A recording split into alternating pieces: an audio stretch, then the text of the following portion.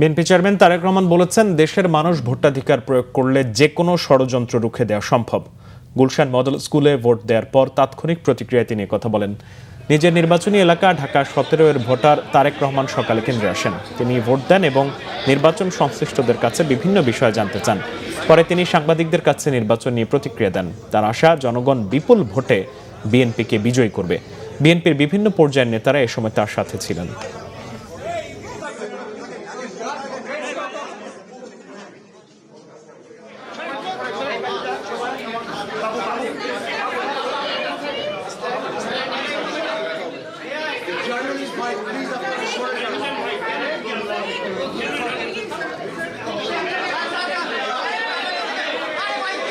বাংলাদেশের মানুষ আজকে সারাদিনে বেরিয়ে এসেছে।